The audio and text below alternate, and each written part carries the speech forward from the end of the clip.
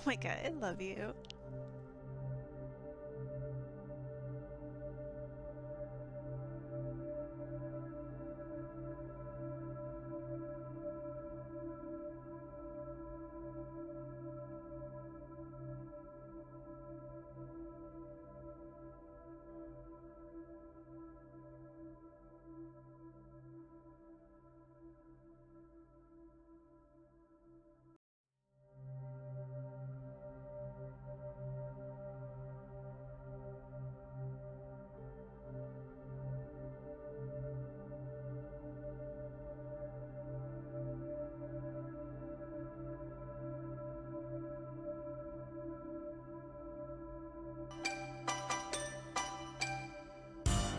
God fucking damn it, Dave.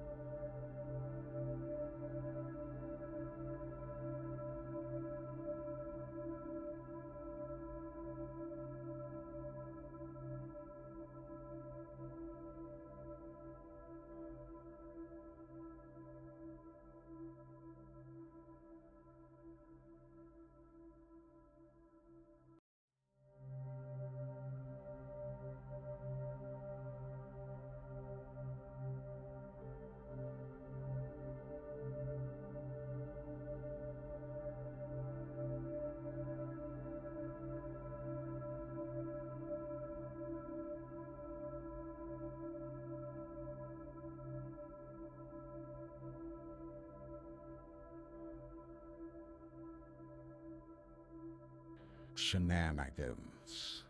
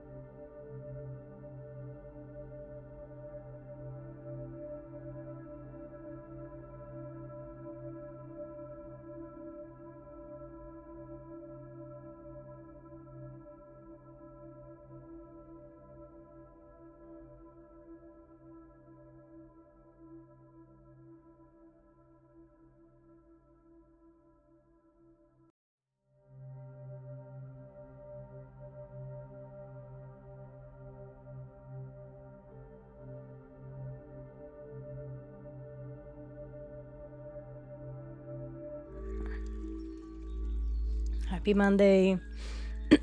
How are y'all doing? Happy Monday, everybody. Hope everybody had a great weekend. I hope, well, we're here today to have a good start to our week. And I hope that I can help you all have a good start to your week. And so today we're going to be talking tonight, to this morning, whatever time it is for you.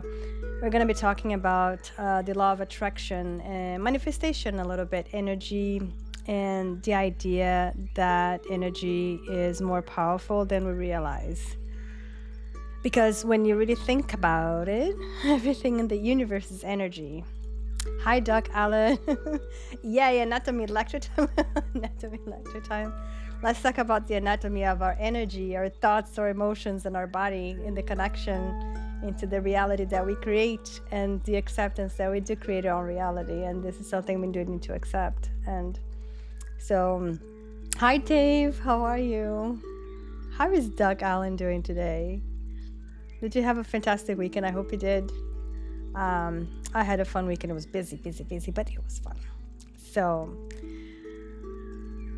hey, Doc. So, like I said, everything in the universe is energy, right? Your thoughts, your emotion, your body, even the words that we speak and the way we carry ourselves. It's all very productive. That's good. So, like, we're all vibrating at different frequencies at all time, just like a radio station, have a frequency. When you tune into different channels, we all have a frequency that we are emitting as we think, as we act in a day-to-day basis, right? And the wild part is that the energy we constantly live in tends to shape the experience that we move towards, so yeah, it's not like a magical wish for a Ferrari and it appears tomorrow kind of way.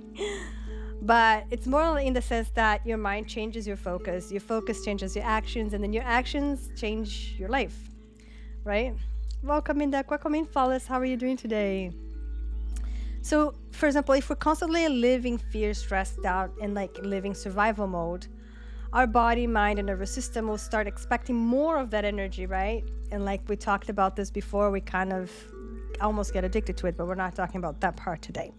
So, when we begin practicing gratitude, which we talk a lot about here too, self-awareness, hope, peace, and intention, right?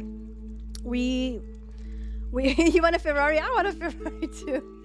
We start like, so we slowly start shifting, right? When we start, living with the peace and intention, hope, when practice gratitude, we slowly start shifting our internal frequency, and sometimes.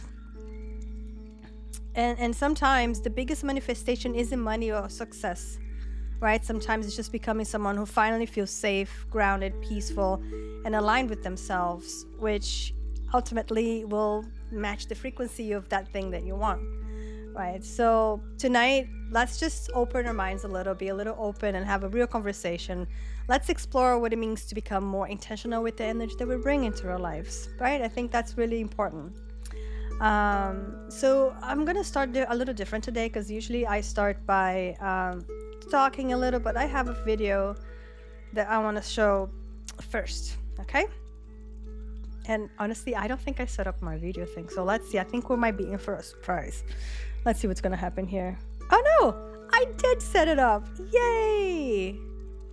I did set it up. That's fantastic. I thought I might not have, but I did, so that's good. And now we're all gonna be all weird. Hello. But I am gonna remove that for now, so that we can listen to the video. And okay, let me just change this again. Can you guys hear the music in the background at all? No, I hope you can. So I am going to be playing this video now, okay? I'll pause this one and I'll get this one going. All right, let's go.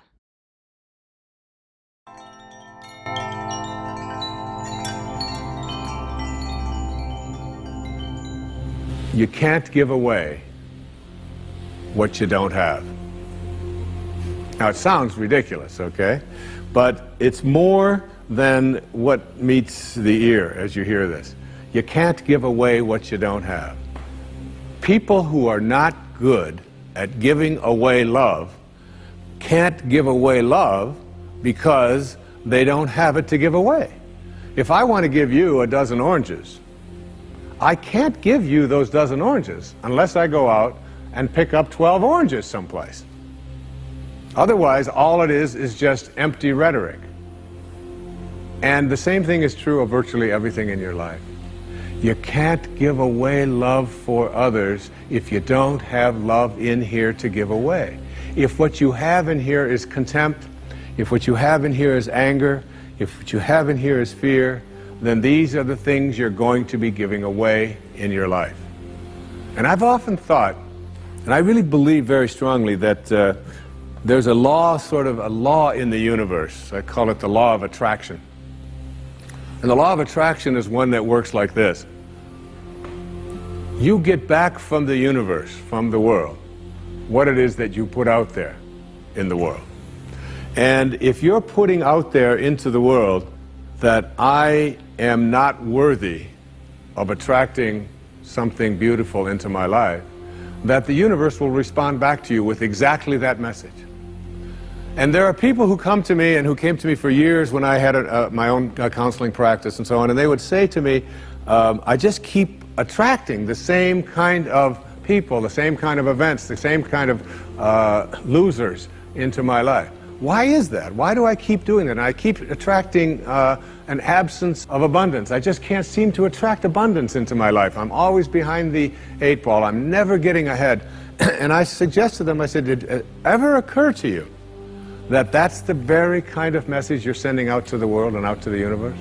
That the ocean of abundance is there.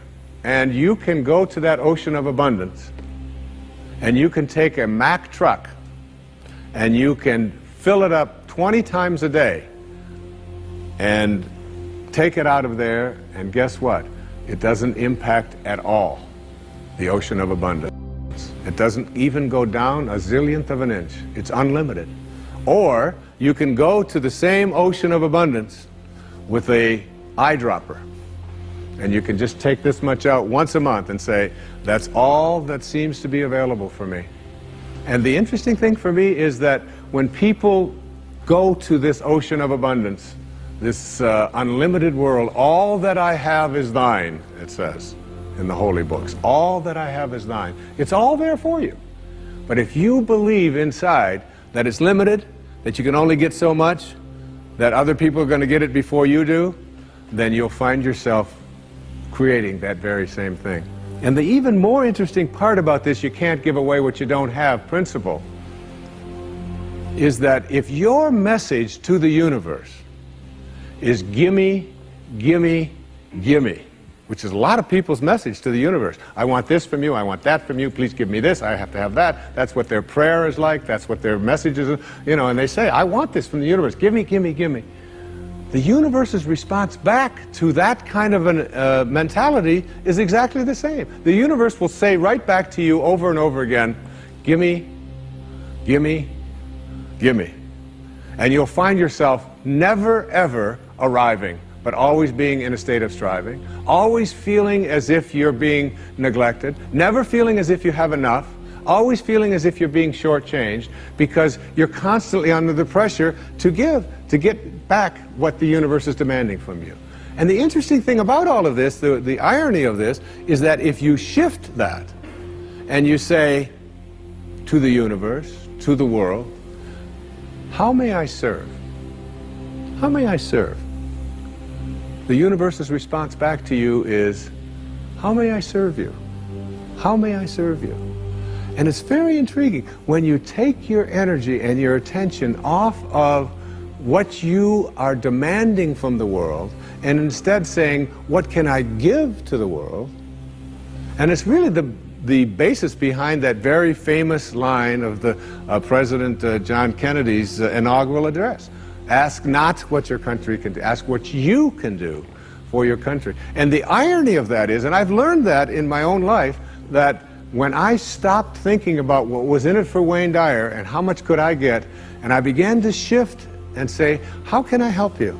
How can I give to you? What can I do for you? And people who write to me, I send them something. When I encounter somebody that needs help of some kind, I'm very often just giving that to them. And then I find that it just keeps coming back into my life.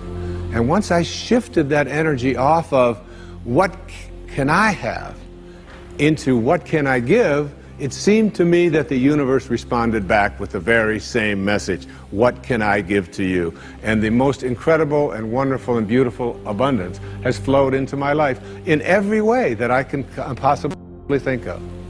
You can't give away what you don't have. So take a look at an inventory of what you do have. How much do you love yourself? How much kindness do you have in you? How much peace do you have in you? How much joy do you have in you? And if you're able to give that away as many times as you can in a given day, watch and see how much more of that continues to show up and come back in your life.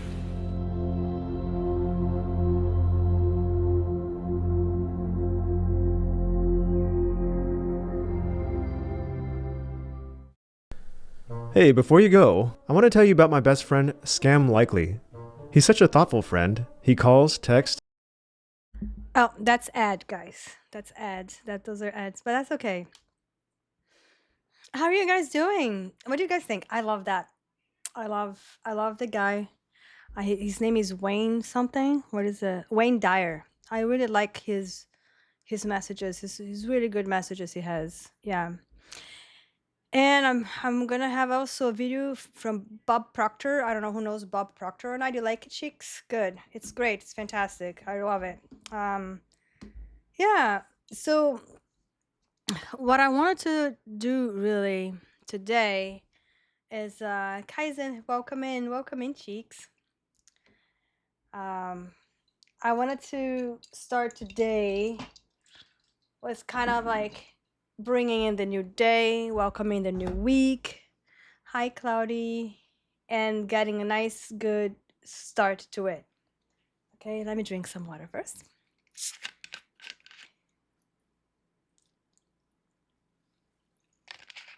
So I'm going to say that today is a new day. Okay? Not just another day to survive, not just another week to get through, but this is a new beginning, it's a new chance. And sometimes we forget how powerful that really is, because life has a way of making us carry old energy into new moments. And like we can bring in last week's stress, last week's fear, and the disappointment from last week, mistakes we might have made, overthinking. Thank you so much, Nanya Biz. All our overthinking and the conversations that we replay in our head like 47 times, like our brain got hired by Netflix to produce like some kind of documentary about it, right? And then without even realizing it, we walk into a brand new week emotionally dragging the weight of the one behind us, including just even another day, right? So we carry the weight from yesterday into today, and we have to remember something important about that, right? Is that we're allowed to begin again, like right now, right? Begin right now, and not when everything is perfect, and not when my anxiety disappears, and not when life suddenly makes complete sense, but now, right? And we talk about this a lot here because every new week gives us something powerful. Awareness, okay?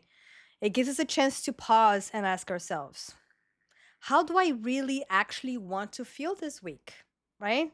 Or this day, every day, right? And not just like, what do I need to get done?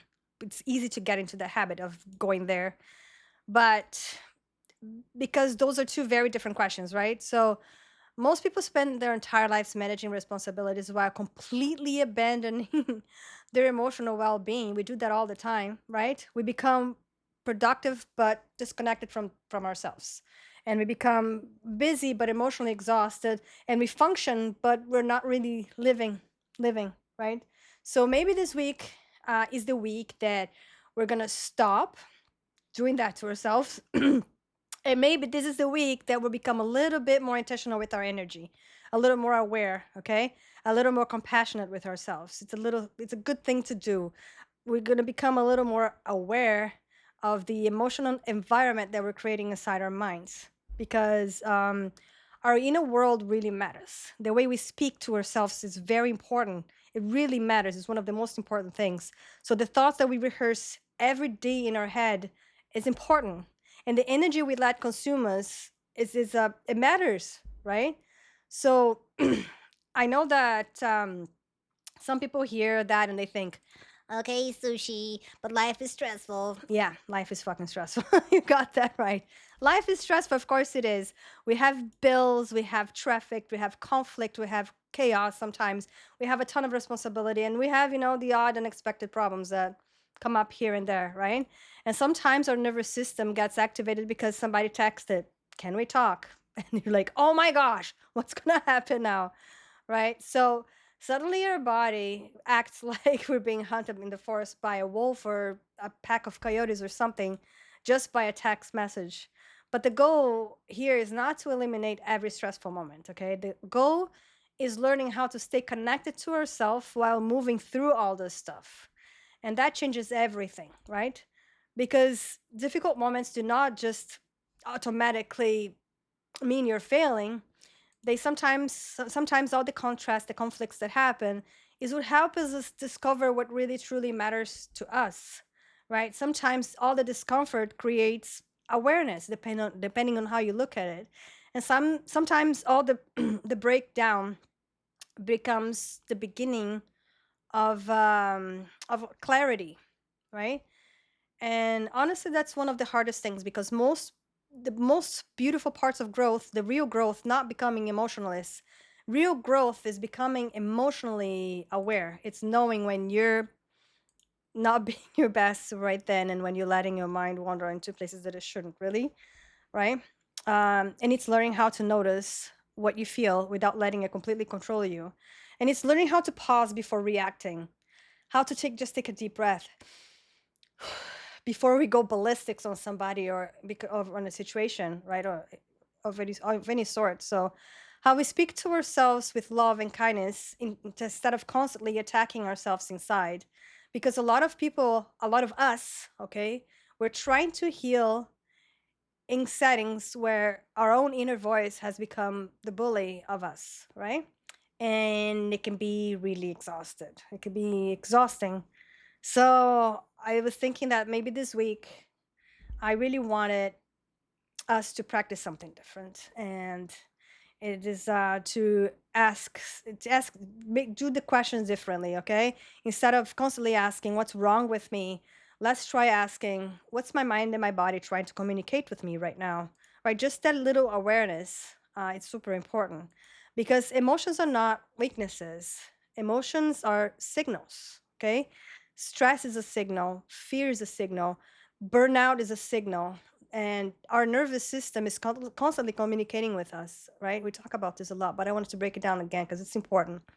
And it has a lot to do with manifesting. It's really being aware of your inner world, right? And sometimes healing begins the moment we stop fighting ourselves long enough to listen.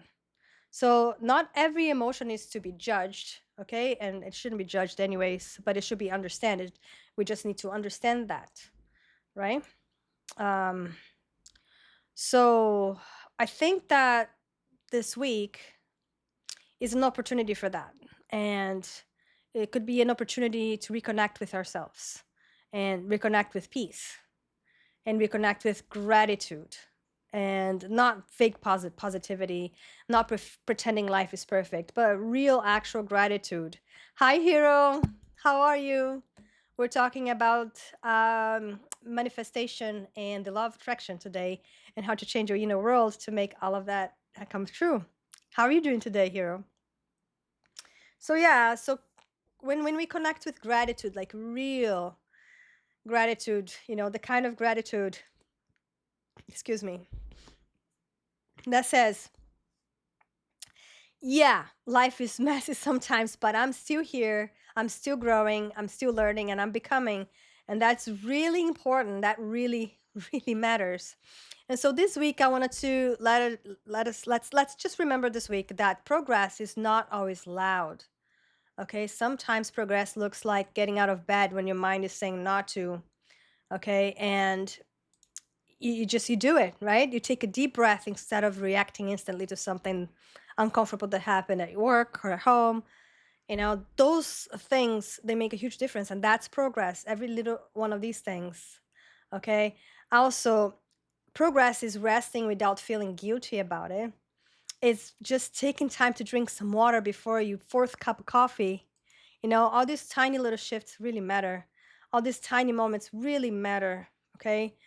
Tiny actions of self-respect are so important, and it doesn't have, like I said, to be loud or huge. Just these little things, they add up, and they make a huge impact in our lives. Okay, momentum, okay, is built out of small choices repeatedly, constantly. And the energy you carry into the week matters more than you realize, right? So let's not walk into this week already defeated, okay? I won't, I won't let one bad day convince me that my future has no potential, okay? I'm still becoming, we're still learning, we're still evolving, and maybe this week isn't about becoming a completely different person, okay? Maybe it's about becoming more aligned with who we really are underneath all of this stress, fear, pressure, and noise. Maybe this week is about reconnecting with ourselves again. Okay, reconnecting with our peace, our clarity, our purpose, our joy, and maybe for the first time in a long time, let's stop treating our life like we're just trying to survive and start treating like we're learning how to truly live, right? That's so important. Baby steps is still forward momentum. It very much is. Little steps, they add up into creating a momentum, like anything. We kicking butt over here, flawless player. That's good, hero. That's awesome. Hero, life just became so busy for me. I don't know when I'm gonna be able to play poker with you guys again. But I hope one day that'll be fun. It was so fun playing poker with you guys. That's what I like to hear. That's right, flawless. So, I want to play a video by Bob Proctor. K Doc would try to do that. K Doc. Add that. Is it Dr. K? Yeah, so there's a guy named Bob Proctor. I don't know who knows Bob Proctor here. Bob Proctor is a really cool guy. Well, he was. Well, he passed away not long ago. But he was an amazing man. And he started K. Oh, I'm sorry, English is not my first language. I'm always like, I always confuse that stuff. Master Ong. Oh, Vinny had a fantastic birthday. Oh, he had such a good birthday. It was a lot of kids. I brought a grill into this park and a bunch of food. I made like fruit salad that we brought whipped cream to put in the fruit salad. I made a really nice coleslaw and I grilled some hot dogs and it was simple but good. Everybody enjoyed the food. There was enough food for everybody. It was great. Grandmaster is everywhere. Pro Dragon Slayer, welcome in. Yeah, no, he had a fantastic. Thanks for asking. I had a very, very busy weekend, but I'm good. And today I'm doing this. I'm gonna chill a little, and yeah, so it's good. Yes. So no, Bob Proctor, he was very poor. He was a cleaner, if I'm not mistaken. He used to go into these office buildings in Toronto, and he would clean them, right, as a cleaner. So I'm on teach every waking moment, actually. Like the moment I open my eyes to fall asleep is about that much. I have a pizza party check-in, by the way. If anyone here is on pizza party, I do have a check-in. I'm not doing a ton on pizza party, but I'm trying to learn a little bit about it. So, a bite, a boat, a bait, a butt, a bit, a boot. Ooh, pizza party. Ew, pizza party. So now GMO is gonna be a little chatterbox here that, he gets his pizza party time. Flawless, man, is anti-pizza. How can you be anti-pizza? Excuse me. I had a bit of an asthma attack last night. But let's go. I am going to show you guys Bob Proctor. He's a really good man. He actually, well, the whole movie The Secret has a whole thing about it. So pizza is the best, 100%. I agree. Love pizza. Okay, love pizza more. So that's Bob Proctor, guys. Yeah, Grandma Flawless is anti a lot of things. I agree. Yeah, he can be my Grumpy Flawless player. Grumpy Flawless player. Okay, I'm gonna play Bob Proctor now, guys. So Bob Proctor is kind of like considered the founder of the law of attraction thing. He was on the movie The Secret. But him and another lady I love so much. It was actually, it doesn't matter. It's drama. I'm not going to talk about it, but they founded the law of attraction. Anyways, Bob Proctor was an amazing man, and I'm going to show you his video. There we go. If a person would sit down and let their body relax, totally relax, Okay. and then start to visualize in their mind, see themselves the way they want to see themselves, and then take that picture and describe it, write it out in the present tense. I am so happy now that I see myself, and write it out. Start to read it, and read it, and read it, and read it every day. Carry it around and keep reading it. You make the decision. When you make the decision, you flip your brain onto a higher frequency, and then you're on the frequency you begin to attract. That's where the law of attraction comes in. See, The Secret brought out the law of attraction, but it didn't explain it. None of them explained it. I didn't even explain it. I didn't get the time. Most people don't even understand it. You can only attract according to the frequency that you're operating on. Attraction is a secondary law. The primary law is the law of vibration. That's a primary law of the universe. Everything in this room is moving. Nothing rests. This table's moving. It just appears to be still. The law of vibration decrees everything moves, nothing rests. Well, when you think, you put you onto a frequency. You can only attract what's on that frequency. You think about a person a lot. Just concentrate on that person will phone you, or you'll bump into them on the street. The law of attraction takes over. You can attract to you what you're in harmony with. But when you set goals, you got to see yourself already there. That's called a mindset. A lot of people talk about mindset, they don't understand what it is. They set their mind on the frequency that they have to be in to attract what they have to attract. And that's how the goal moves into form. You get emotionally involved, you're intellectually and emotionally involved. The only problem is you don't have it on a physical plane yet, but it will manifest in time. The one point that all the great teachers all down through history have all agreed on, they've been in complete unanimous agreement on it, we become what we think about. My world changed so dramatically that I've never ceased to be fascinated with what happened to me. And I want it to happen to other people. And he said, what do you really want? Well, all I wanted was some money. I was earning $4,000 a year at the time, and I owed $6,000. If I had paid everything I earned for 18 months, I would have just broken even. Oh, wow. It was an impossible situation. And I was just looking at what was. I couldn't see beyond that, so that's what made it impossible. And he said, listen, write what you want on a card. So I wrote that I wanted to have $25,000. And now, if I had got together all the people I know, or knew at that time, and put all their money together, we wouldn't have come up with $25,000. We probably wouldn't have come up with $1,000. I mean, it was an enormous amount of money. It was nuts. So I wrote that in the card. He said, you got to read it every day. And he'd keep saying, did you read it? Did you read it? You know, so he got me reading it. If you think about debt, you're going to be in debt forever. You become what you think about. Well, this gold card got me thinking about earning money. I never thought of earning money before. I thought about debt all the time. And it got me thinking of earning money. So I started to hear people talking about earning money. And because I heard them talking about it, it got me thinking about it. And some guy said, there's good money cleaning floors. I said, I'm not proud, I'll clean floors. I was prepared to do anything. I wanted to earn this money. You see, I wanted to earn money. So I started to clean one office. And by the end of the year, I was earning $14,500 a month. If somebody asked me what I was doing, I'd say I was cleaning offices. It was almost incidental to what I was doing. I could have been selling siding for houses. It was what I was studying, what I was doing with it. I was getting the other people to study it. Your intuition is a mental faculty that picks up vibration and translates it in your mind. It's through intuition that you get answers to your questions. Like you asked a question, the opposite side of a question is an answer. It's the equal and opposite side.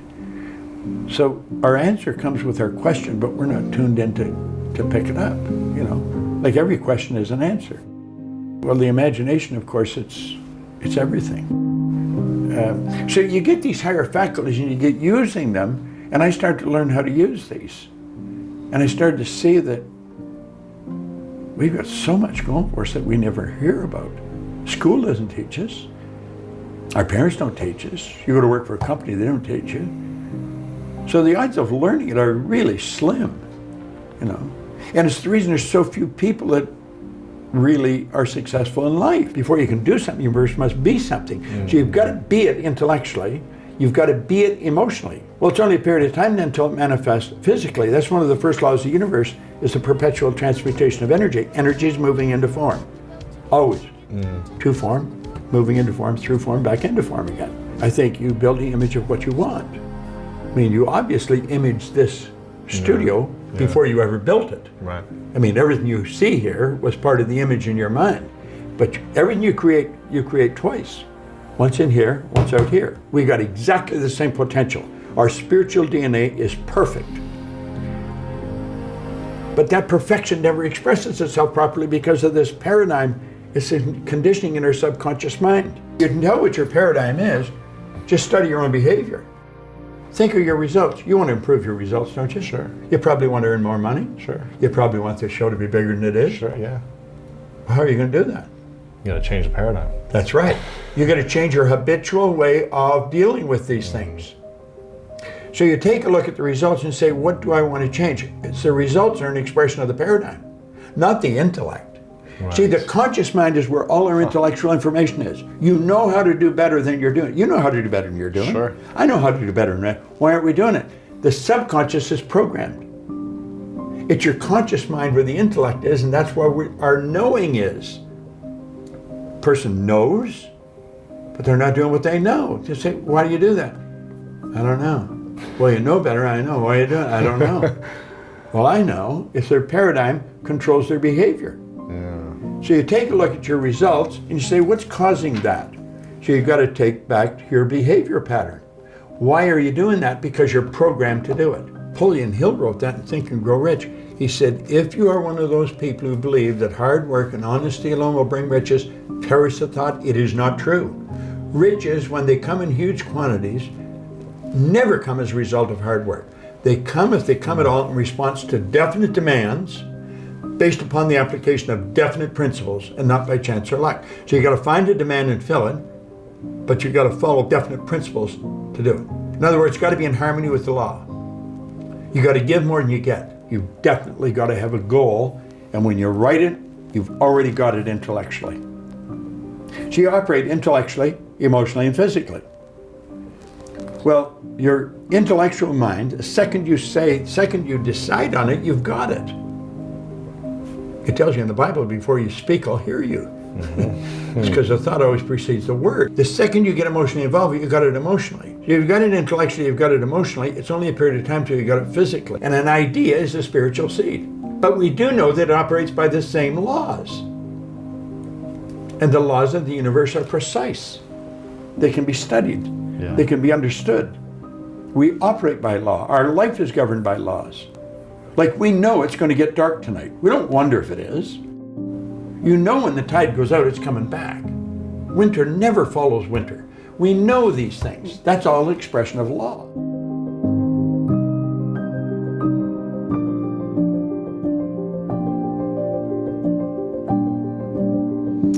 Right? Isn't Bob Proctor just fantastic?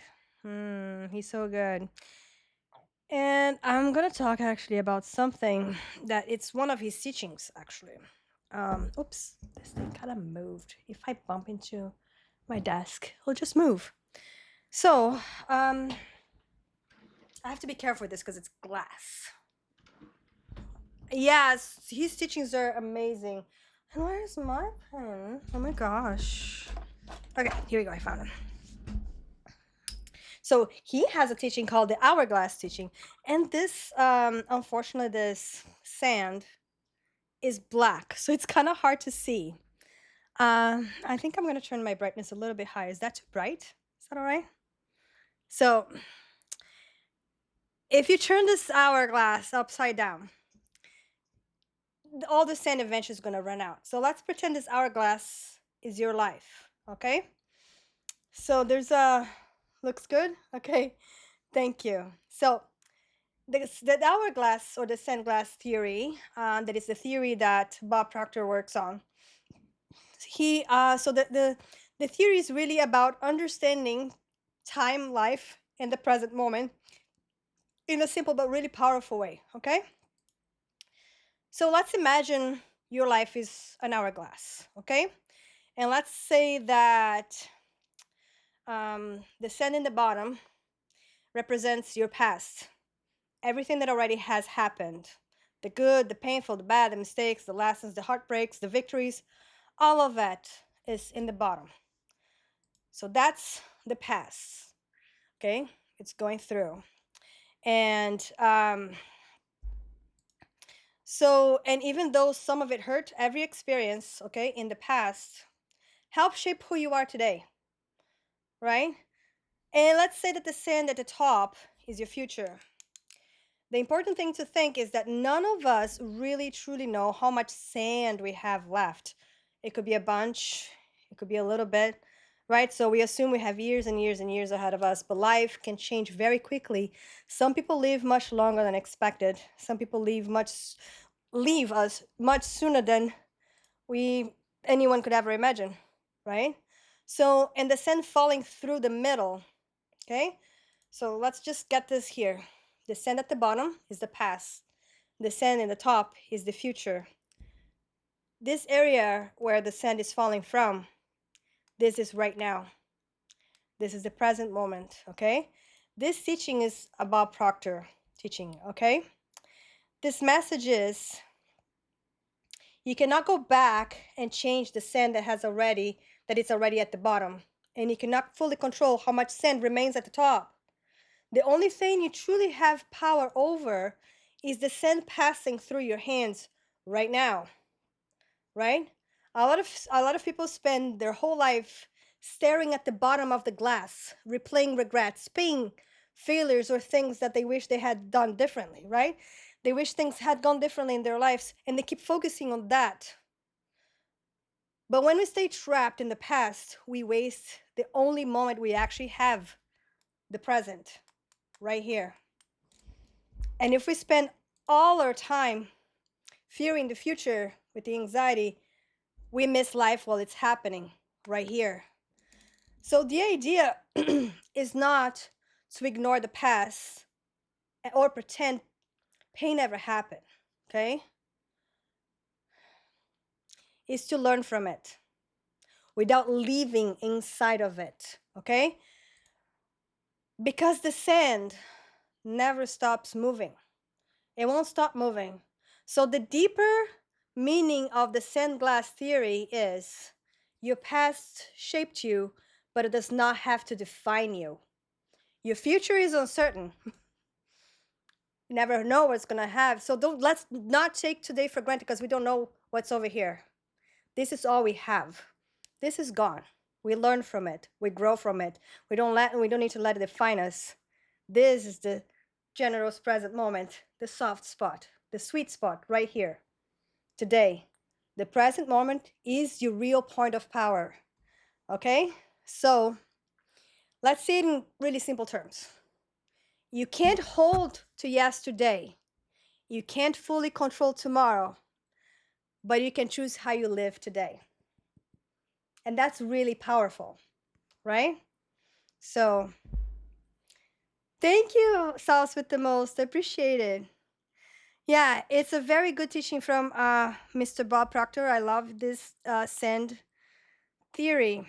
I think it's a fantastic theory to explain how, you can't control what happened. You can't change what happened. You can't control what will happen, but you can live in the now, and you can be the best version of yourself, and you can present yourself in the best way possible to just live in the sweet present moment, in the generous present moment, the sweet spot, right? Today, right now, this moment, right now. That's all we have. And we can choose how we spend this moment right now and how we react to this moment right now, right? That's our choice. And every day that we do a little shifting here and there that you wouldn't do yesterday, a little something you did different, taking a deep breath before you go ballistic on somebody, that's a small change, right? Choosing to get off the bed instead of not getting off the bed. And making your bed every day. Make your bed. It's nice, okay? Make your bed. Get up, make your bed. It's a nice habit to get to. Every day you go back into your bedroom, you have a nice bed. beautifully set for you to undo it at the end of the day again. It's important to me, really important to me. When I get up, my bed is being made right away. I'm ready to get up, the bed's made, done. Okay, so yeah, that was the sand glass theory again, right? We are gonna run out of the sand eventually. It's falling, it's trickling, right? And we can choose what we do right now with it, right? Now I'm gonna put this away somewhere safe so it doesn't break. This is very sensitive little glass. So I'm gonna put it away here. Yeah. So I have another video. It's a Joe Dispenza video. It's another good motivational video by Joe Dispenza. Turk, hi Turk, welcome in. How are you doing, Turk? How is your day? Are you at work? Yeah. So I'm gonna show this video from Joe Dispenza, and at the same time that I'm talking about living the present moment, at the same time we do need to balance, because nothing needs to happen at this exact moment, right? I'm gonna be talking about us not forcing anything right now as well, which is important. Not forcing, right? My good mentor Abraham Hicks, she talks about going with the flow of the river and not try to swim against the current. Not try to swim against the current, right? But to flow with it. Flow with the river, go with the flow. Like people say, go with the flow all the time, right? And that means to not force things right now. Even though we need to live in the present moment, we don't need to make everything happen right now, right? So whether you keep pushing or not, in this second isn't going to change everything, right? Live in the present moment, but nothing needs to happen right now. And that's the beautiful thing about manifestation and the power of the law of attraction. It's like you put that moment, you have that you put that the intention, you set the intention, right? It's not going to just magically appear in front of you. Sometimes it could, 100%. But sometimes it might take a little bit longer, right? You just need to keep that momentum, that feeling going. And create the momentum with little small steps. Okay, so that's it. And let's watch Joe Dispenza now, which he's like my favorite guy. I love Joe Dispenza, and you guys know that I do. Yeah. Anyways.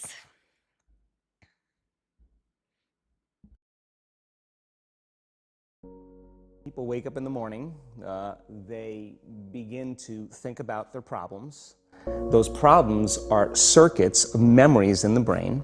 Each one of those memories are connected to people and things at certain times and places. And if the brain is a record of the past, the moment they start their day, they're already thinking in the past. Each one of those memories has an emotion. Emotions are the end product of past experiences. So the moment they recall those memories of their problems, they all of a sudden feel unhappy, they feel sad, they feel pain. Now, how you think and how you feel creates your state of being. So the person's entire state of being when they start their day is in the past. So what does that mean? The familiar past will sooner or later be predictable future. So if you believe that your thoughts have something to do with your destiny, and you can't think greater than how you feel, or feelings have become the means of thinking, by very definition of emotions, you're thinking in the past. And for the most part, you're going to keep creating the same life. So then people grab their cell phone, they check their WhatsApp, they check their text, they check their emails, they check Facebook, they take a picture of their feet, they post it on Facebook, they tweet something, they do Instagram, they check the news, and now they feel really connected to everything that's known in their life. And then they go through a series of routine behaviors. They get out of bed on the same side, they go to the toilet, they get a cup of coffee, they take a shower, they get dressed, they drive to work the same way, they do the same things, they see the same people, they push the same emotional buttons, and that becomes the routine, and it becomes like a program. So now they've lost their free will to a program, and there's no unseen hand doing it to them.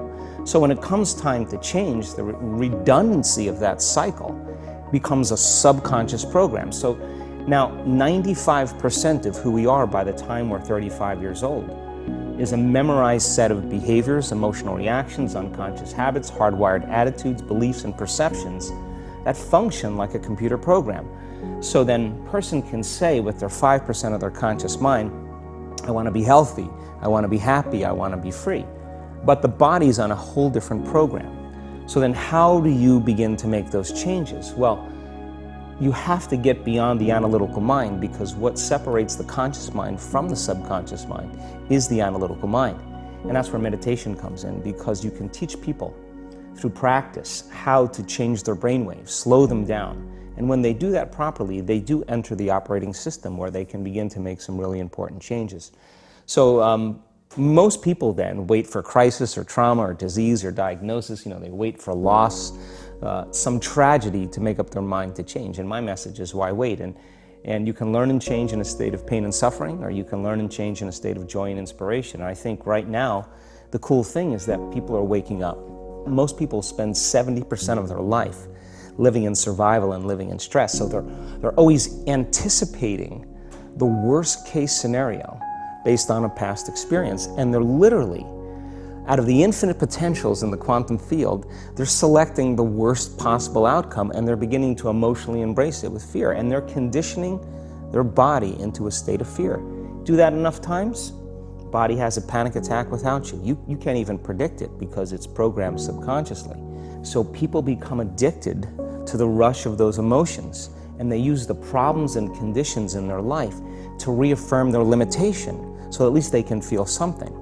So now when it comes time to change, you say to the person, why are you this way? Well, every time they recall the event, they're producing the same chemistry in their brain and body as if the event is occurring, firing and wiring the same circuits and sending the same emotional signature to the body. Well, what's the relevance behind that? Well, your body is your unconscious mind. In a sense, if you're sitting down and you start thinking about some future worst case scenario that you're conjuring up in your mind, and you begin to feel the emotion of that event, your body doesn't know the difference between the event that's taking place in your world, outer world, and what you're creating by emotion or thought alone. So most people then, they're constantly reaffirming their emotional states. So when it comes time to give up that emotion, they can say, I really want to do it, but really the body is stronger than the mind because it's been conditioned that way. So the servant now has become the master, and the person all of a sudden, once they step into that unknown, they'd rather feel guilt and suffering because at least they can predict it. Being in the unknown is a scary place for most people because the unknown is uncertain. People say to me, well, I can't predict my future. I'm in the unknown, and I always say the best way to predict your future is to create it. Not from the known, but from the unknown. What thoughts do you want to fire and wire in your brain? What behaviors do you want to demonstrate in one day? The act of rehearsing them mentally, closing your eyes, and rehearsing the action. Rehearsing the reaction of what you want, or the action? The action of what you want. By closing your eyes and mentally rehearsing some action. If you're truly present, the brain does not know the difference between what you're imaging and what you're experiencing in 3D world. So then you begin to install the neurological hardware in your brain to look like the event has already occurred. Now, your brain is no longer a record of the past. Now it's a map to the future. And if you keep doing it, priming it that way, the hardware becomes a software program. And who knows, you just may start acting like a happy person. And then I think the hardest part is to teach our body emotionally what the future will feel like ahead of the actual experience. So what does that mean? You can't wait for your success to feel empowered. You can't wait for your wealth to feel abundant. You can't wait for your new relationship to feel love, or your healing to feel whole. I mean, that's the old model of reality of cause and effect, waiting for something outside of us to change how we feel inside of us. And when we feel better inside of us, we pay attention to whoever or whatever caused it. But what that means then is that from the Newtonian world is that most people spend their whole life living in lack, waiting for something to change out there. What do you mean the Newtonian world? Newtonian world is all about the predictable. It's all about predicting the future. But the quantum model of reality is about causing an effect. The moment you start feeling abundant and worthy, you are generating wealth. The moment you're empowered and feel it, you're beginning to step towards your success. The moment you start feeling whole, your healing begins. And when you love yourself and you love all of life, you'll create an equal. And now you're causing an effect. And I think that's the difference between living as a victim in your world, saying, I am this way because of this person or that thing or this experience. They made me think and feel this way. When you switch that around, you become a creator of your world, and you start saying, my thinking and my feeling is changing an outcome in my life. And now that's a whole different game, and we start believing more that we're creators of reality. And most people, when they have a thought, they just think that that's the truth. And I think one of my greatest realizations in my own journey was, just because you have a thought doesn't necessarily mean it's true. So if you think 60 to 70,000 thoughts in one day, and we do, and 90% of those thoughts are the same thoughts as the day before, and you believe that your thoughts have something to do with your destiny, your life's not going to change very much, because the same thought leads to the same choice leads to the same behavior creates the same experience, and the same experience produces the same emotion. And so then the act of becoming conscious of this process to begin to become more aware of how you think, how you act, and how you feel. It's called metacognition. And so then, why is that important? Because the more conscious you become of those unconscious states of mind and body, the less likely you're going to go unconscious during the day. And that thought is not going to slip by your awareness unchecked, because it means to know thyself. The word meditation means to become familiar with. So as you become familiar with the thoughts, the behaviors, and the emotions of the old self, you're retiring that old self. As you fire and wire new thoughts and condition the body into a new emotional state, if you do that enough times, it'll begin to become familiar to you. So it's so important, just like a garden. If you're planting a garden, you got to get rid of the weeds. You got to take the plants from the past year and you got to pull them out. The rocks that sift to the top that are like our emotional blocks, they have to be removed. The soil has to be tenderized and broken down. We have to make room to plant a new garden. So primarily, we learn the most about ourselves and others when we're uncomfortable. Because the moment you move into that uncomfortable state, normally a program jumps in. When that program jumps in, it's because a person doesn't want to be in the present moment and engage it consciously. If you're not being defined by a vision of the future, then you're left with the old memories of the past, and you will be predictable in your life. And if you wake up in the morning and you're not being defined by a vision of the future, as you see the same people and you go to the same places and you do the exact same thing at the exact same time, it's no longer that your personality is creating your personal reality. Now your personal reality is affecting or creating your personality. Your environment is really controlling how you think and feel unconsciously.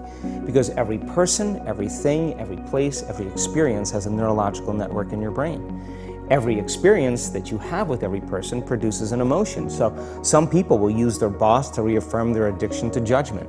They'll use their enemy to reaffirm their addiction to hatred.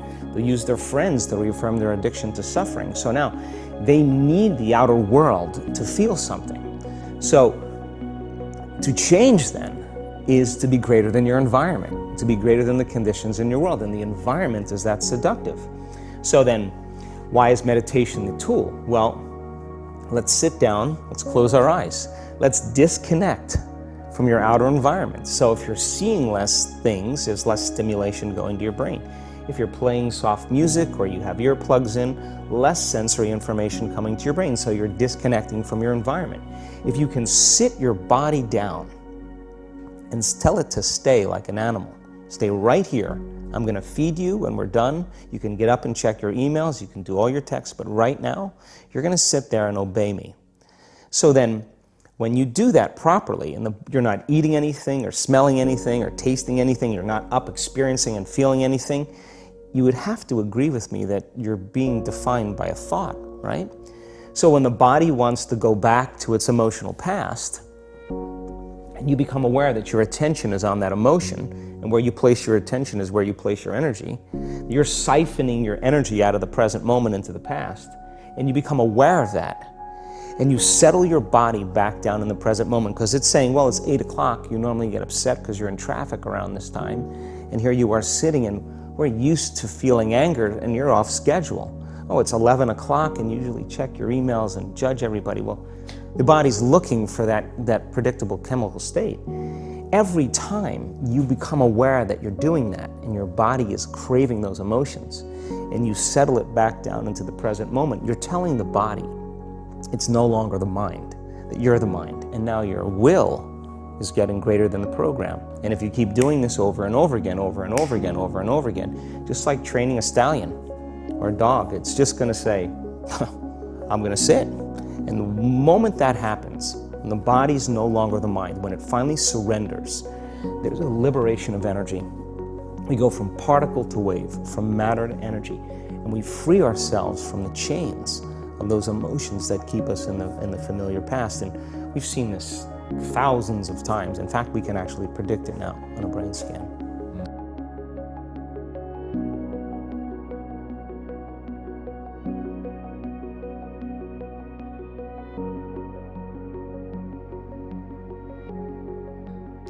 So Impact Theory is the name of this channel. The actual, like the mind motivation coaching just takes little bits of different channels and does it. But Impact Theory, the actual Impact Theory channel, is a fantastic channel if you ever want to check it out.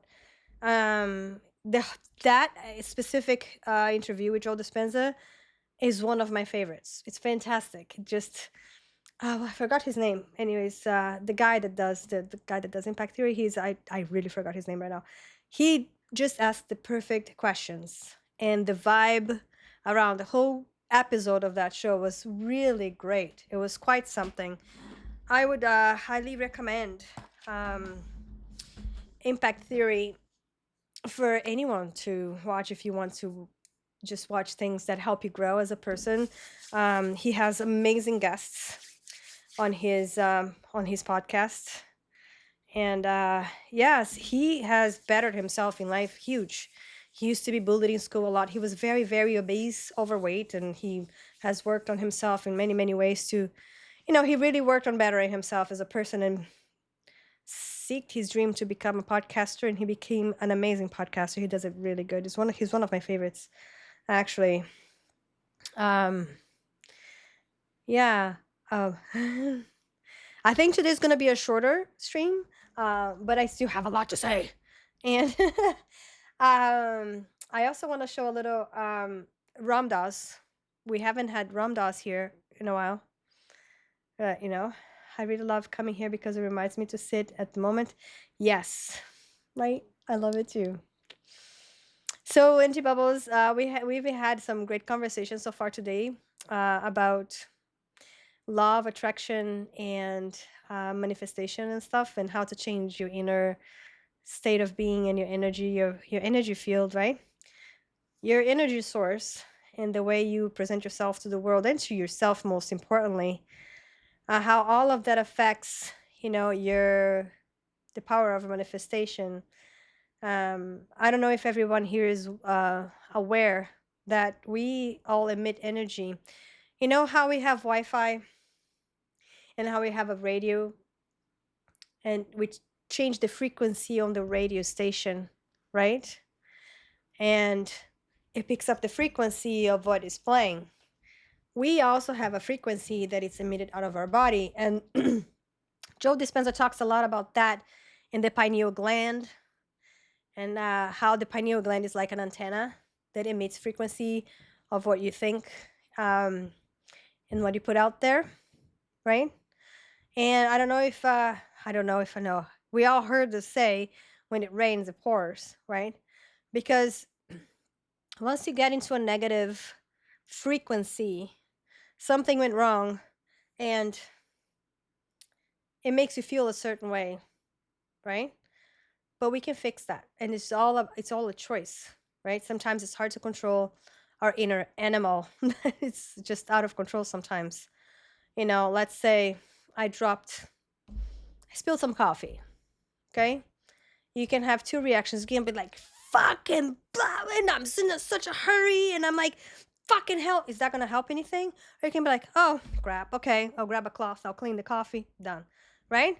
Go on with your day, keep your vibe going, right? Just don't let it shift that vibe into angry, because once you shift that vibe into angry, then another one will come, And then another one will come. And it's going to be just this twinkling negative, swirl. Hi, Rhapsodino. Mwah. Thank you for stopping by with a beautiful heart. Thank you. So it's important to be aware of those things because shit happens, right? It's just how you react to the shit happening that is a different thing, the attitude on it, right? So if you keep your attitude, if you keep it, it's not faking till you're making, but it's kind of like, just don't let it bother you, just move on kind of thing. And not let that just trickle into worse and worse and worse all the time, because it is going to come back. But the same way that, you go to the grocery store, someone was rude to you, you can't hold on to that the whole day. Or you can be kind to the person back that was rude to you and maybe pay forward and be kind to somebody else instead of letting that person make you be mean to somebody else, because that can happen, right? So all of these things. So the more happy moments you have, the more like gratitude you have towards things, the better vibration you're sending out, the better signal, the better waves you're sending out to the quantum field, like Dr. Joe Dispenza calls it. Dr. Joe Dispenza calls the quantum field. Abraham Hicks calls the vortex. Some people call it the source. So there's just different words. Some people call it God. It just depends, right? It's just exactly how you react makes the big difference. 100% anti-bubbles. It does make a huge difference. And sometimes, something bad might happen and you might be super upset about it. But what about you shift that into being grateful for something that you do have, right? Sometimes it's hard because, there are things that we want in life and we don't have. And you see other people that do have, Also, the thing on Discord still burning my heart. The thing you said on Discord still burning my heart. Oh, Master Wrong. That was my pleasure because it's true. I'm not like kissing butt or anything, but it's all true what I said on your Discord. It's like, you deserve it, and I'm ready to help whenever you're ready. So like, it's oh no, I have said that to Flawless many times. The same thing I said to you, I said to him. You can ask him. I've said it many times. Yeah. Yes, I have. And many times. Kissing butt. Mwah. I was just having that. Good. I'm glad you were. Yeah. No. Sushi doesn't kiss ass. No, I say things as they are. I'm a very real person. That's one thing that people will know about me. I have a hard time not being myself sometimes, and some people might not like that so much. But like it or not, this is me. So I think that's a good place to be, because I really don't give a damn if people don't like who I am, because I don't want to change to have other people like me. I don't. I'm gonna be who I am, and if you like me, stick around. If you don't, go find somebody else that you like and that it resonates with you. If you resonate with me and you want to be around me, let's go, Sushi, whether you like it or not. That's right, Dave. That's right. And I have my good moments and I have my not so good moments, but I try to shift my not so good moments. Sometimes I'm really successful, but I'm a human being, and sometimes I'm not, Talk that talk. I like you. You're good people. Thank you, Trail Mix Gaming. Thank you. I really appreciate that a lot. It means a lot to me. Seriously. Super duper duper. Yeah. Super duper. Yeah. So I was thinking, we appreciate the honesty. I love seeing when people are genuine themselves. I think it's so important. It's a waste of time not to be. You're wasting your time, you're wasting their time and their time and their time and their time, because eventually the true you is going to come out, and it's usually not the nice part. The not so good one, And so the more you are yourself without holding back and being the weird self in front of people and just whatever, the less of the bad come out of you, because you're not putting on a mask all the time and not pretending to be something you're not, right? And that's, to me, really important, because let's face it, man, I have pretended to be somebody else to please other people so much that it always and never turned out good. Because no matter what you do, no matter where you are, you're going to be yourself. That's in you, right? So work on yourself to be a better self so you're not ashamed of being yourself. Right? So yeah. Anyways. Yeah. Here's weird me being weird me. So I'm gonna play some Ram Dass, okay? Not Ram Dass. Ram Dass. Ram Dass with Gaia. Haven't played Gaia in a while. Got to be yourselves, Mr. Wrong, always. It's like I said, it's a waste of everybody's time not to. Yeah. Ki.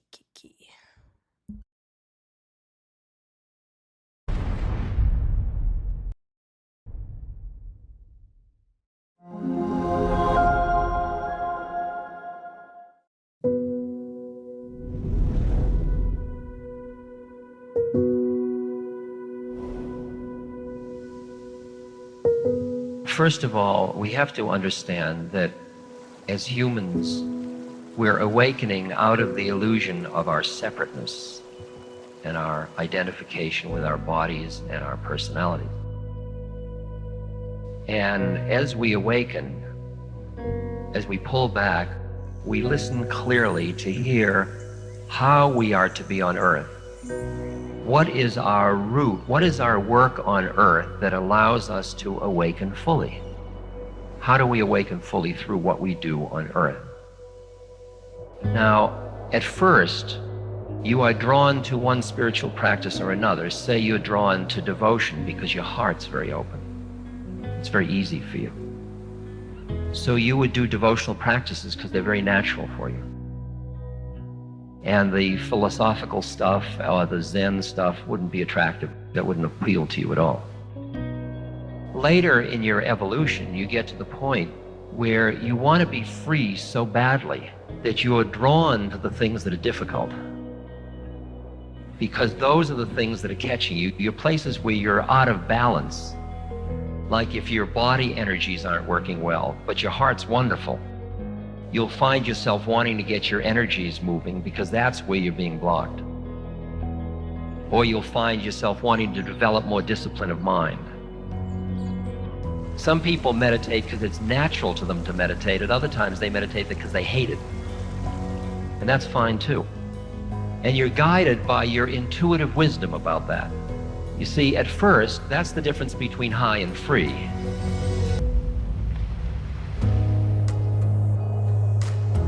In terms of listening for unique manifestation, you've got to understand that the form is in a world of anitya, or a world of changing phenomena, that everything's changing all the time. Now that's very critical, because when you're listening for your unique manifestation, you've got to understand that what you hear this moment may be different than what you hear a moment later. And you have to deal with the inconsistency and everybody's expectations that you will be consistent. Like, what do you want to be when you grow up? Well, I think I'll be a doctor. And then you're trapped. I mean, I remember I said I wanted to be a doctor when I was 9 years old, and suddenly I had a microscope and books on medicine and everything. They said he wants to be a doctor, and then it was really hard to get out from under it. I had to keep failing my exams to get out of it. You have to be ready to know that what you hear at one moment about unique manifestation is going to constantly be changing and changing and changing, and you've got to be listening afresh all the time. You're listening for a unique manifestation, meaning that form of expression. It's the confluence between your karma and your dharma. Karma meaning the unfolding of the laws of cause and effect that have created you to be what you are, and that are still affecting you lawfully. There's an unfolding law, like a river, of you manifesting. I mean, when you think something, you're not thinking it out of a vacuum. You're thinking it as a result of how you've learned to think things in the past, and how your parents thought, and what your chemistry is of your brain, and all sorts of things are affecting what you think at this moment. That's your karma. Your dharma is that which brings you home. It brings you to truth. It brings you to God. It brings you to the oneness. It brings you back into the unity. It brings you out of the illusion of separateness. The dharma is the way or the path. it's the root. It's the appropriate action. And so what you're doing as you listen more quietly, you hear, as you pull back more inside in a meditative space and hear more clearly, you hear the way your karma is unfolding. And you intuitively feel your root home. And you keep feeling these things together. At one point, my guru, I said, how do I know God? He said, feed people. And he said, serve people. Now that's in me somewhere. That is my karma. It's also my dharma. I've tried to resist it all the way along. But every time I meditate, as the quieter I get, the more I feel I should be out serving people. So here I am.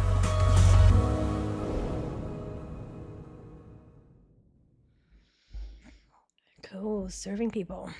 Yeah, the power of service. To be of service is great. It's important. I think. I like to be of service. No.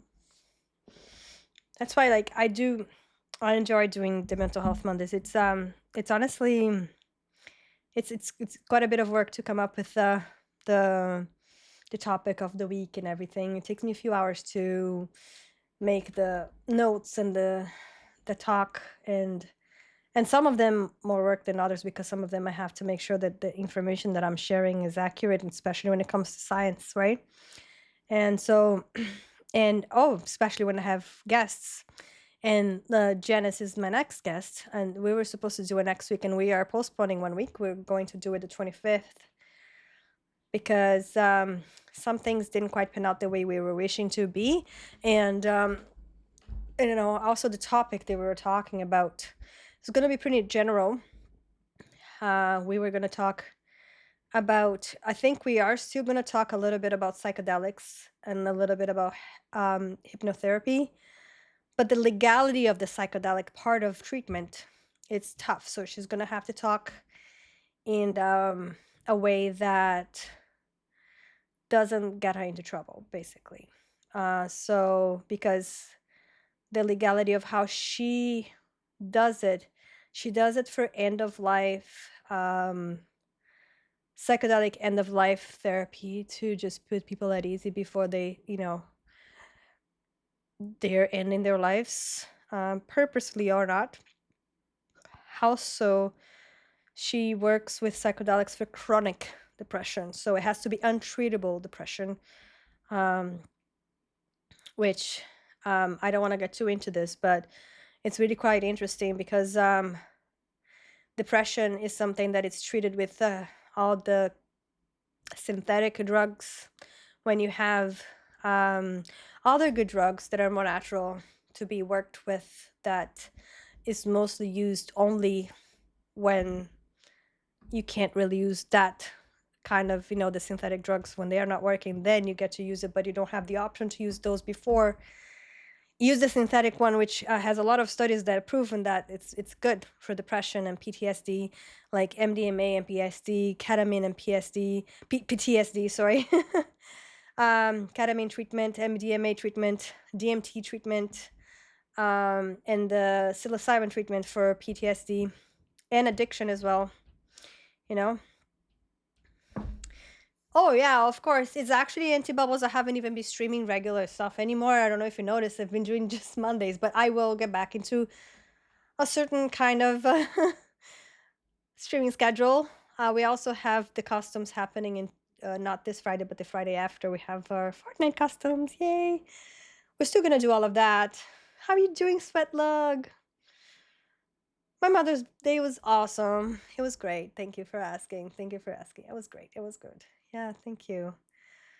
Yeah, so to end this, I wanted to talk, because we did talk about the past. So the past, the future, and the present moment, right? So I wanted to talk about also the present moment, like I was saying, that Silas Pumpkin! Hello, Pumpkin. How are you doing? Welcome in. Doing good. How about you? And you're very welcome. I'm good. My day has been good. It's been busy, but it's been great. So, yeah, thank you for asking. How was your guys' day? Hope everybody's having a fantastic Monday, a great, strong start to the week. Happy to hear that. My day was amazing. Can't complain. That's great. That's really good. Really good. Hey, those are fun. Beating the community is amazing, and playing games. Take all your time. 100%, especially Auntie Bubbles, as a single homeschooling parent, things can get pretty busy. Yeah. Thank you for the hug, Pumpkin. So I'm going to... So instead of a meditation today, I'm going to talk a little bit about the present moment and how there is... I'm not tired. I am actually. The thing is, Dave, I had a asthma attack all night last night. I was having some asthma issues. That's why I'm a little bit like flushed, and I used my inhaler a couple of times, So, and that's why I kept my talking today a little bit too. I put more videos today than I usually do. But I'm going to be talking about how to not try to force things right now and all that. And then I'm going to put a grateful video, and then I'm going to end the stream. So what I wanted to say, because we were talking about the future, the past, and the present moment with the hourglass theory, right? And like, we have to have a balance, because nothing needs to happen right at these exact moments. Hugs, Pumpkin. It's like, I don't have to force anything right now, right? Whether I keep pushing it or not in this second is not going to change anything overnight. So we have the right to pause right now and to breathe, to relax into feeling just a little bit better, right? Sometimes stuff happens later on. Some things are just not meant to happen. And for a reason, 100%, you got that very right. So the laws of the universe are already in motion. So life is already unfolding as is. And I am getting better and better at working with it instead of against it. Big Joe, thank you. I know I have the power to focus, and I know how powerful focus can be. I love inspired action, not forced action, not exhausted action, inspired action, okay? I love the feeling of momentum. I love the feeling of alignment, okay?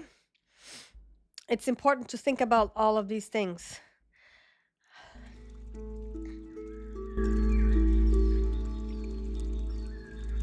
Sorry.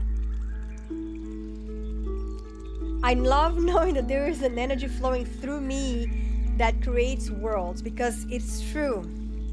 The energy that runs on all of us, through all of our bodies, it can create worlds. And I can direct that energy towards the things that matter to me. It's all about putting the energy where you want it to be, okay? So the lighter feeling I'm feeling right now, this peace, this relief, is evidence that I'm reconnecting with my own power. I can feel it, and so can you. The more I soften into this alignment, the more inspiration begins to flow naturally. Ideas begin to appear. Clarity begins to show up. The next step becomes easier to see, right? I'm returning to my true nature. I'm returning to my true empowerment. I believe that life is always bringing together the right people, the right moments, the right opportunities. And I believe that by finding alignment within myself, I become a cooperative part of all of it, right? I believe I am meant to feel empowered. I believe I'm meant to feel proud of who I am. I believe I'm meant to feel connected with the energy of creation itself. I love my vitality. I love my ability to act when inspiration comes. I love being a deliberate creator of my own experience. And I love the idea that all of the ideas that are flowing to me now. And I love the ideas that are still on the way to me right now. I love this world. I love the people in it. I appreciate the people who move through my life with passion and inspiration, and I love becoming one of those people too. And I'm so happy that I can redirect myself whenever I need to. I am so happy that alignment is always available to me. I can already feel that today holds inspiration, connection, clarity, momentum. This moment right here, this moment of slowing down and reconnecting may be one of the most productive things I do all day. I love the feeling of alignment. I love the feeling of clarity. I love the feeling of connecting to source energy, or to the quantum field, or with the vortex, or whatever you want to call, or with God, whatever it is you want to call. I love seeing life through the eyes of appreciation and gratefulness. I love knowing there is nothing I truly need to force. Life keeps unfolding. Expansion keeps happening. I came here to live a joyful experience. Not a peaceful one, not a finished one, but a living one. And I love knowing that well-being is always available to me, even when I lose connection to it. For a little while, it is still there. I don't need to fix everyone. I don't need to carry the weight of the world in my back. I only need to tend to my own alignment. That's my responsibility. And when I do that, my energy naturally uplifts the people around me. I love the feeling of appreciation. I love the feeling of freedom. I love the feeling of expansion. The better it gets, the better I get to doing it. And I love being here in this physical life experience. I love being connected to something greater while I'm still fully human. I love knowing we are all connected through one source energy. And I love learning how to love others more deeply and myself too. I love releasing old feelings of pressure and responsibility and replacing them with curiosity, joy, and enthusiasm. I am beginning to understand that maybe life was never meant to be something I figure out. Maybe it was meant to be just experienced. Maybe I'm not here to force expansion, but just allow expansion to happen naturally by just letting the natural flow of life go through me. Maybe I'm not here to force expansion, but just allow it. I like following thoughts that feel good. I like slowing down enough to allow them to come to me. Thank you everybody for being here today. You might have a point. I'm sorry, I was really into it, guys. I'm so sorry. Hi, cutie patootie. I'm here lurking while I make some fajitas. Yeah, fajitas! Keep preaching and being amazing. You have to practice what you preach, though. Thank you all for being here today, guys. I'm going to show the grateful video. Sushi words are powerful. Thank you for sharing with us. Thank you for being here. Thank you for being here so much.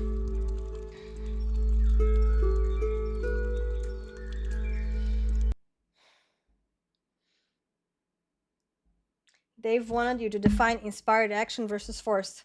Forced inspired. Oh, sorry, I didn't see that. Oh, define inspired versus forced action. Forced action is the one, it's like it doesn't feel natural to you.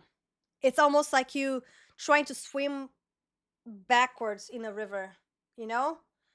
And inspired action is when you feel inspired to act that way. It's not being forced. You don't feel forced to do it. Does that make sense? It feels natural to you. It's not like something that you feel that it's being forced. Does it make sense? I hope that makes enough sense. To me, kind of. Okay. Forced action in that sense, I'm going to have a hard time explaining this now. I know. So forced action is something that doesn't feel natural to yourself to do it. And I know that there's some things that are like uncomfortable to do that you have to do. But if it's something that doesn't resonate with who you are, like the the true nature of you, and it doesn't feel like it's it feels like it's being not forced in a way that it should be forced, but so I forced myself to do it, and I've continued to do it, and it feels great. You know, there's some things that are good, but there are also the things that just doesn't feel natural. You know, it's like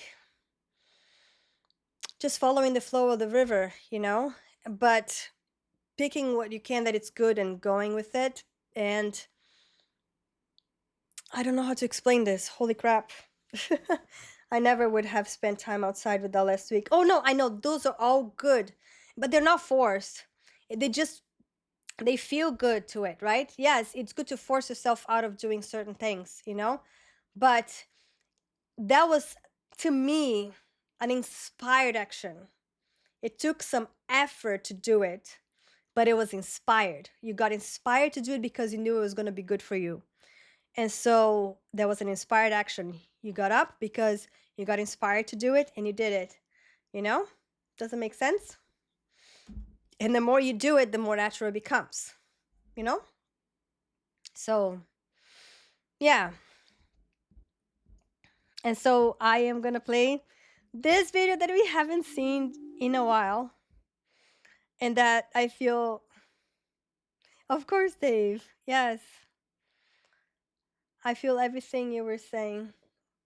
I just recently cut out a very negative person in my life, and more doors and opportunities are coming to me, a group of people I know. And Babysit 4 got me a PS5. I denied it several times, but they insist, and oh, that's amazing. Recently wanted me to see succeed in my stream. I do grateful for the people in my life, RL, and on Twitch. No, I can't stream without crashing and lagging. I'm so glad you got that. It's amazing. So happy for you. Super duper IRL friends and community. TTV Demo Garden Hill. I'm so happy for you. That's amazing. Congratulations. Super. Super duper friends. That's what it's all about. Okay. So I'm going to fix this again because... there we go. We all know this video, I think. And so, oh gosh, let me see here. Okay, let's enjoy this, guys. Let's enjoy the power of gratefulness.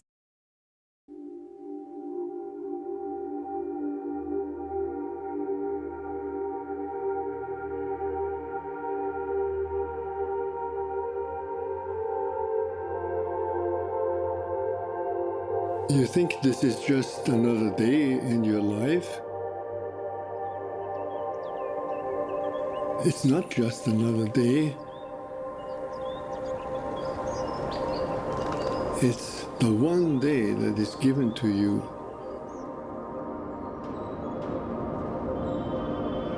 Today. It's a gift. It's the only gift that you have right now. And the only appropriate response is gratefulness.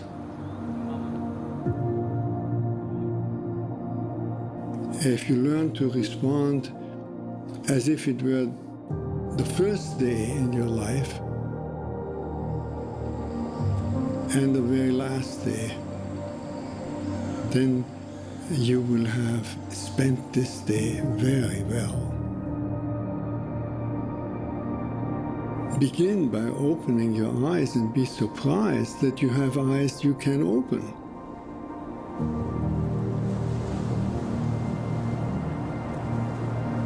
That incredible array of colors that is constantly offered to us for pure enjoyment.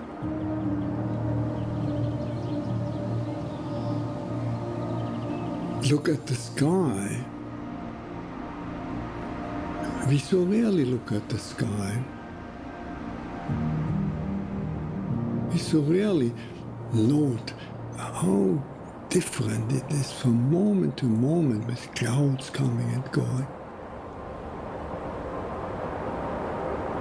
Open your eyes, look at that. look at the faces of people whom you meet.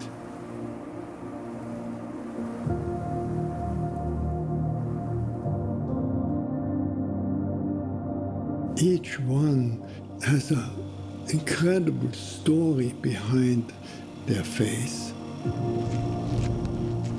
Not only their own story, but the story of their ancestors.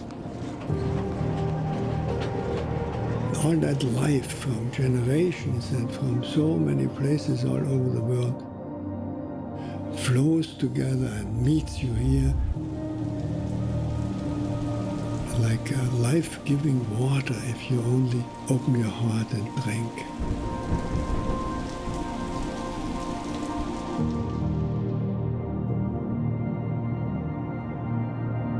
Open your heart to the incredible gifts that civilization gives to us. You flip a switch and there is electric light. Turn a faucet and there is warm water and cold water and drinkable water. A gift that millions and millions in the world will never experience.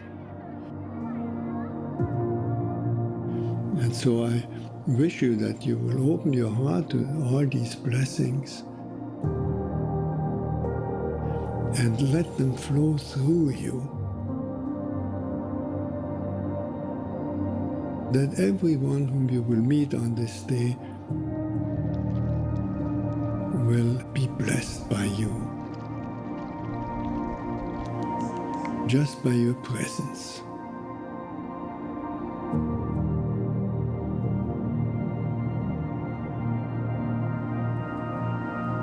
Let the gratefulness overflow into blessing all around you.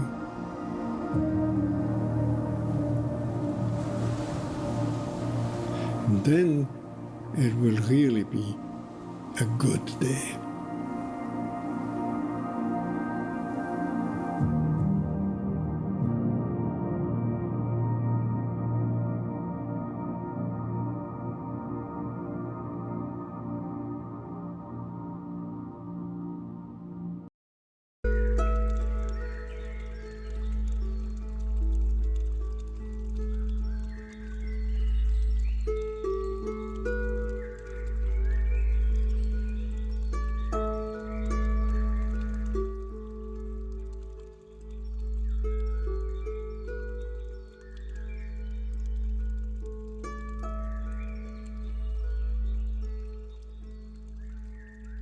I thought I touched the button. Ah! Okay, I'm gonna say it again. Thank you so much for being here, everybody. I did touch the button. Thank you all so much for being here today. I hope that if you took anything today, that it be something positive, that you can start your week pretty positive, and that even if it was just one little thing that would make your week be better, that was worth every single minute that I spent preparing for today. Have a great week, everybody. I will see you again on Saturday. And just keep being freaking amazing. Y'all got this. Love you all. See you soon. Sushi out.